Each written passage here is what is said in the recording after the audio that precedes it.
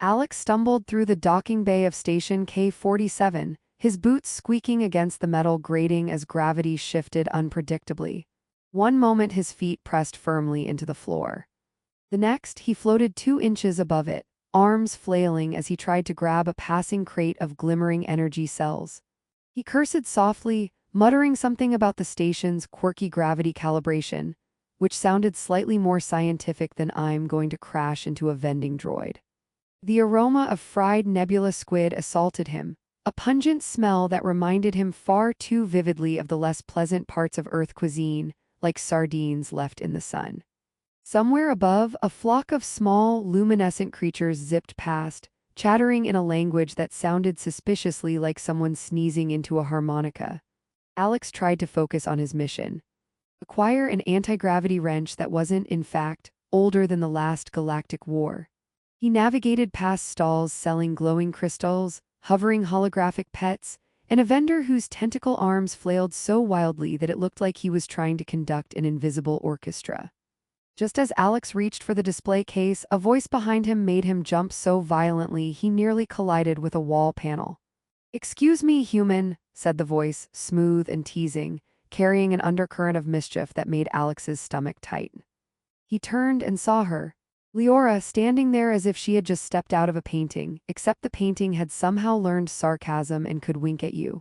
She looked human enough at first glance, tall, lithe, impossibly graceful, but her ears, long and elegant, twitched with each subtle shift of expression. They were almost musical, curling slightly at the tips, and Alex found himself trying not to stare, which only made him stare more. Who are you?" he asked, flustered, hands hovering like he might need to grab onto something for stability. "I am Leora," she said, tilting her head. "But you may call me whatever you find necessary, human, but first," her gaze sharpened, playful and insistent.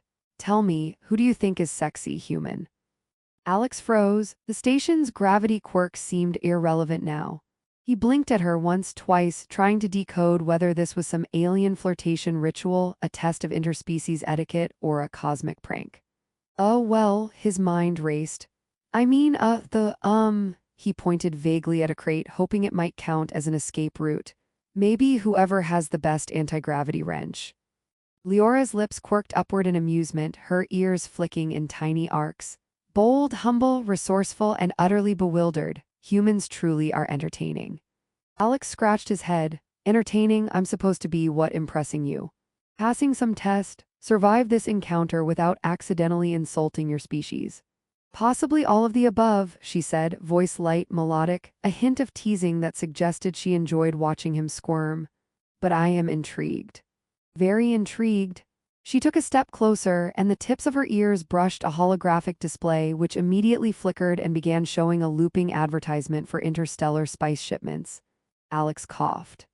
"I'm not sure how to answer that properly," he admitted, trying not to think about the fact that her ears seemed to communicate emotion more eloquently than any words.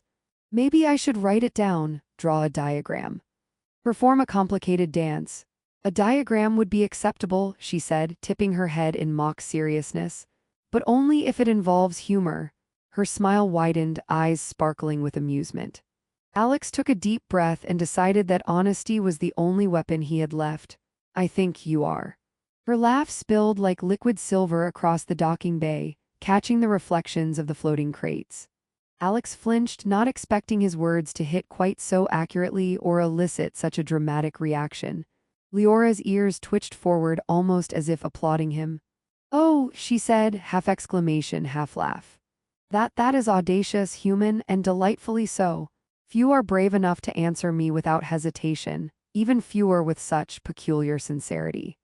Alex coughed, reddening slightly. "I'm not sure if that's good or bad." "It is both," she replied, spinning on the balls of her feet to demonstrate a movement that seemed simultaneously practical and flirtatious. "And now we must proceed. There is much to see on the station, and much for you to stumble over, I suspect." And stumble he did. Almost immediately, Alex tripped over a low-hanging power conduit, sending a crate of luminescent capsules tumbling toward a group of tiny alien children who squealed in delight as the glowing orbs bounced harmlessly across the floor. Leora caught him mid-fall with an unexpected grace, her long ears brushing against his shoulder as she steadied him. "Careful," she said, with the faintest hint of a smirk. "You humans are so charmingly clumsy. It must be considered an interstellar art form by now." Alex grimaced. "I'm more of a crash-land-and-apologize kind of artist." "Ah," Leora said, tilting her head again, "then you will fit in quite nicely." She gestured for him to follow as she moved down the main corridor of the station, her jumpsuit shimmering in the lights, refracting colors that seemed impossible on a human spectrum. "Let us see how well you survive the market of chaos," she said, "and perhaps, if you are lucky, how well you survive me." As they navigated the aisles, Alex's senses were assaulted by an endless parade of alien oddities. A robotic vendor selling hats that could sing opera, a cloud of nanobees that danced in sync with the station's announcements, and a display of floating pastries that seemed to orbit each other like miniature planets. Leora occasionally commented with a quip or joke, her ears twitching to punctuate the punchline. Alex found himself laughing, often at the wrong moments, drawing curious glances from passing aliens. "I swear," he muttered under his breath, "if anyone's recording this, it's going to be some kind of galactic meme." "And if they are," Leora replied, "they will credit you as the human who answers questions in the most bewildering yet charming way imaginable." She leaned slightly closer, and Alex noticed the faint scent of something he couldn't identify, like ozone mixed with a hint of mint. "Now, stay close. The market can be treacherous, even for the most agile of species, and I cannot have you turning into a permanent exhibit." Alex tried to keep up, dodging floating crates and the occasional spitting vendor, his mind spinning as fast as the station's rotating sections. But every time he looked at Leora, her ears twitched in ways that seemed to punctuate her amusement at his antics. He stumbled, she caught him. He tripped, she teased. Somewhere between the chaos, the absurdity, and her playful gaze, Alex realized something astonishing. This encounter, this alien woman with impossibly expressive ears, had already made his trip to the station unforgettable. And judging by the sparkle in her eyes, she had no intention of letting it end anytime soon. As they rounded a corner, a hovering advertisement for zero-gravity noodles nearly collided with Alex's head, and Leora's hand shot out instinctively, fingers brushing his arm. "See," she said with a grin, "already I am saving your life. Consider this a small favor for your honesty earlier." Alex rubbed his forehead and muttered, "I think I'm going to need a lot more than favors to survive this place." "And I," Leora replied, ears twitching in amusement, "plan to ensure you at least enjoy every second of it." The docking bay spun around them, gravity shifted, aliens shouted, and somewhere overhead, a tiny floating drone whistled a jaunty tune. Alex took a deep breath, laughed, and followed, knowing that the adventure and the hilarity had only just begun. Alex barely had time to catch his breath before Leora ushered him toward the shuttle bay. The small transport craft shimmered with an iridescent coating that seemed to ripple like liquid metal, and a hum of barely contained energy thrummed through the floor. Alex stepped on board and immediately realized that small was relative. His head nearly bumped the ceiling twice before he managed to duck. "I don't even want to know what the evacuation procedure looks like here," he muttered. Leora, sitting gracefully in the pilot's chair, turned to him with a smirk, her long ears twitching as if they were part of the shuttle's navigation system. "Evacuation procedure?" she asked. "You mean the part where humans usually panic, wave their limbs wildly, and apologize to inanimate objects for their imminent demise?" Alex gave a half-smile, half-grimace. "That sounds terrifyingly accurate." "Good, I appreciate honesty," she said, activating the controls. The shuttle shuddered, then lifted smoothly off the docking platform. Outside the viewport, the trading station receded, its lights twinkling like distant fireflies caught in a nebulous storm. Alex leaned back, trying to settle his stomach as Leora deftly navigated the shuttle through the traffic of other ships. "So," he said after a long pause, "you do this a lot? Pick up random humans and take them to wherever this is?" She chuckled, the sound light and musical. "Not all humans, just the ones who manage to surprise me with their audacity or their blunders." Her ears flicked toward him. "You, Alex, fall into both categories." Alex stared at her. "You know my name. I do enjoy a little dramatic flair," she said, flipping a switch that caused the shuttle to spin gently in zero gravity. "It keeps the human heart racing." Alex grabbed a nearby handrail to avoid floating into the cockpit controls. Or it could fry the circuits, just a thought. Leora tilted her head, her ears twitching in amusement. Minor details. The shuttle passed through a cloud of debris from an exploded mining probe, and Alex ducked reflexively as a shard of glowing metal floated past. I really didn't sign up for this kind of sightseeing, he said. The brochure said peaceful moon colony with exotic fauna, not dodging space junk and testing my reflexes. You humans always read the fine print, Leora replied, always too literal. Her smirk softened into something almost conspiratorial, and yet it is entertaining. After what felt like an eternity of floating, spinning, and narrowly avoiding collisions, the shuttle entered the atmosphere of the moon colony. Gravity shifted gradually, stronger than he expected. Alex's stomach rebelled, and he landed with a graceless thud on the landing pad. A flock of hovering creatures squeaked in alarm as he bounced across the floor, and Leora's laugh followed him as she floated down effortlessly. Impressive, she said, ears twitching. Most humans don't manage to make first contact with native fauna without causing chaos. I call it method acting, Alex said, rubbing his shoulder. Really immersive. Leora rolled her eyes in amusement and gestured toward the colony, a sprawling settlement of floating platforms, neon-lit corridors, and gravity fields that shifted like liquid. Welcome to Valera Moon Colony. Please try not to die within the first hour, it would ruin the ambience. Alex looked around in awe. You weren't kidding about exotic fauna.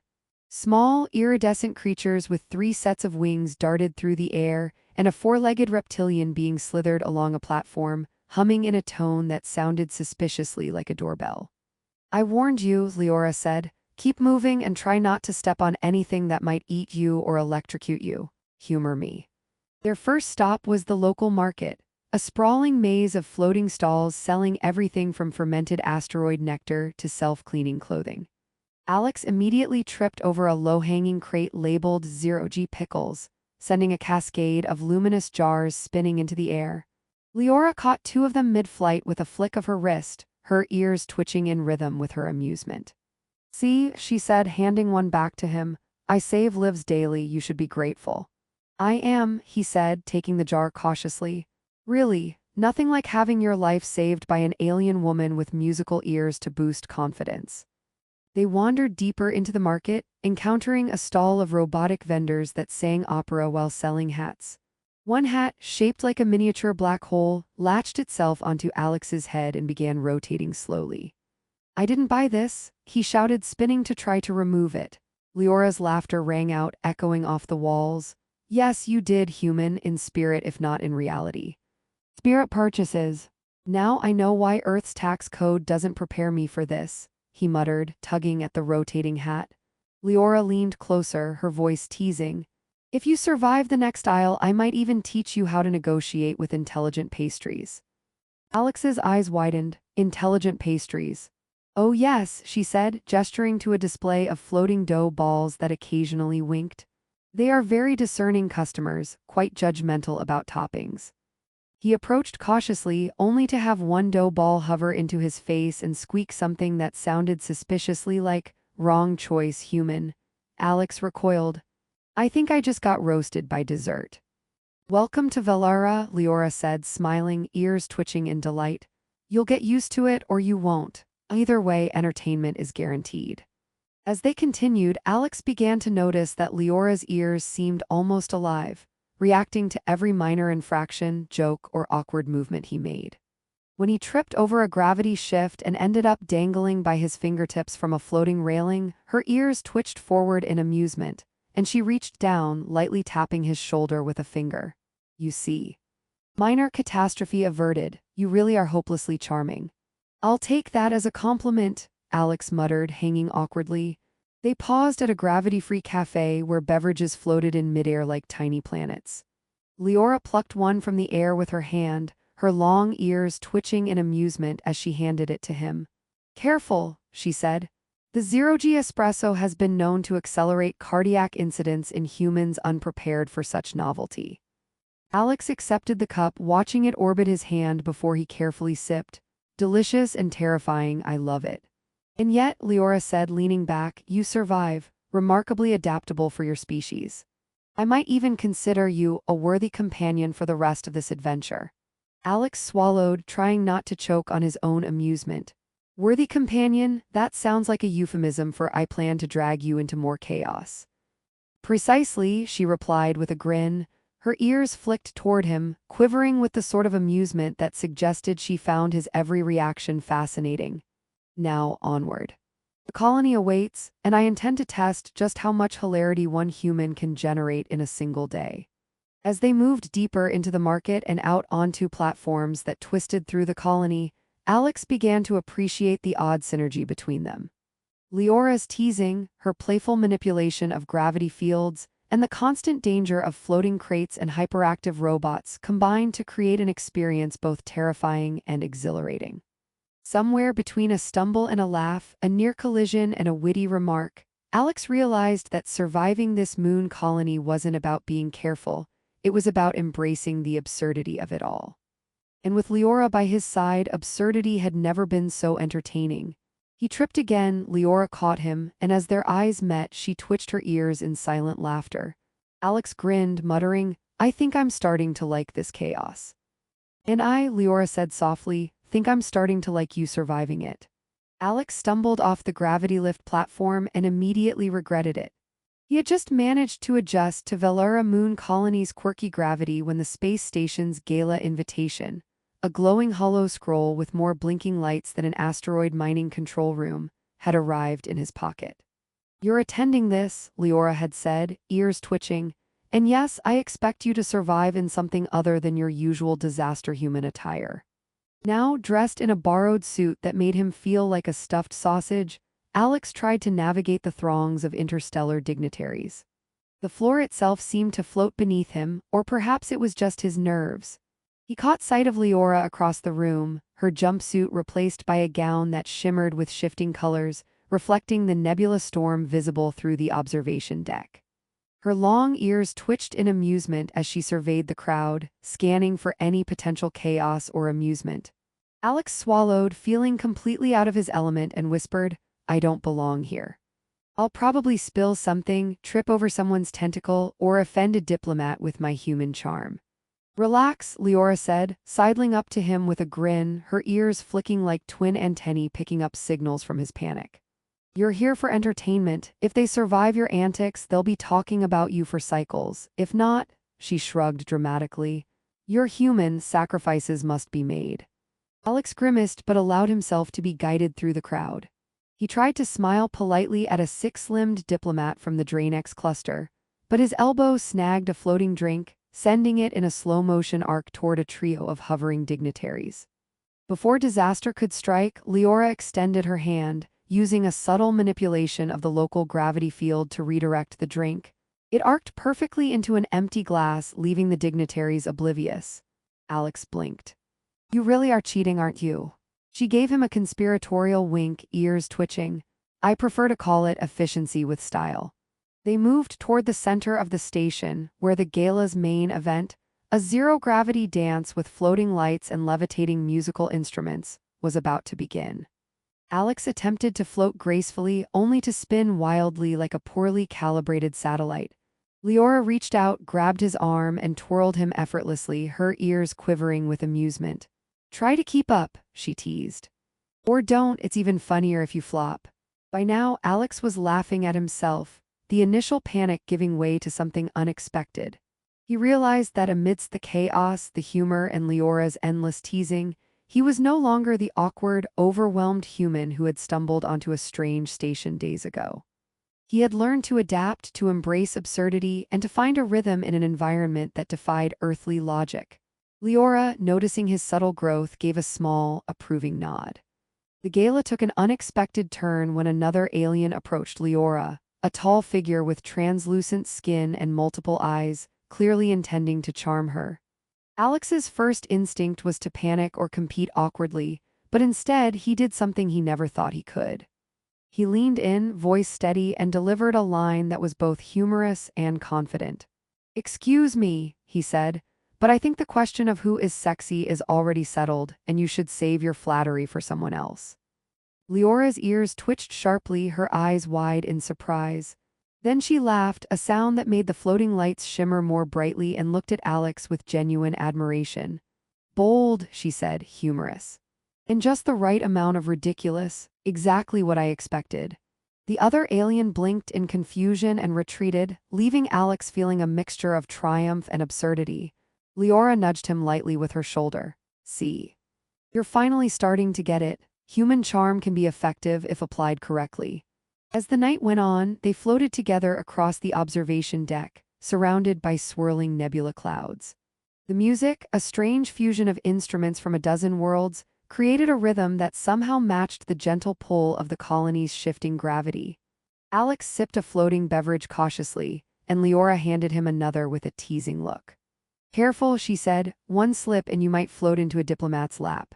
Alex laughed, feeling the last remnants of his initial fear dissolve. I think I can handle it now. Chaos doesn't scare me anymore, at least not the same way. Good, Leora said, ears twitching softly. Because the universe doesn't give you a rehearsal, you adapt or you float off into obscurity. She tilted her head toward him, gaze softening. And you, human, you've adapted remarkably well. They paused at the edge of the observation deck, watching the nebula storm swirl beneath them. Alex realized for the first time that he didn't just admire Leora's beauty or her playful intelligence. He respected her. She had challenged him, teased him, and forced him to discover strength and courage he hadn't known he possessed. In turn, she had laughed with him, guided him, and allowed him to step into a world completely alien yet thrilling. Leora's ears twitched again, brushing lightly against his arm, and she said softly, "You've survived every test, every stumble, every ridiculous encounter. You've even made me laugh at moments I wasn't expecting. That human is impressive." Alex smiled, feeling warmth spread through him. "And you've taught me that chaos can be fun, that danger can be manageable, and that humor, even in the strangest of places, can save you." Her ears twitched in approval and she leaned closer. "Then perhaps this is only the beginning. There are countless stars, endless stations, and an entire galaxy of absurdity waiting for us." Alex chuckled, "I think I'm ready. As long as you promise to catch me when I inevitably trip again." "Always," she said, her voice light, teasing, yet reassuring. Her hand brushed against his as they floated toward the station's edge, nebula clouds curling below them like painted smoke. The gala continued around them, dignitaries danced, music floated in harmonics beyond human hearing, and small drones zipped past delivering drinks and desserts that occasionally winked or squeaked. But Alex and Leora, suspended in their small orbit of mutual amusement and shared adventure, felt a quiet triumph. He had arrived as a stumbling, awkward human. He had faced alien chaos, gravity anomalies, and the unpredictability of an alien woman's questions. He was leaving with confidence, humor, and a bond that transcended species. As the observation deck rotated slowly, casting reflections of nebula storms across their faces, Alex looked at Leora and said softly,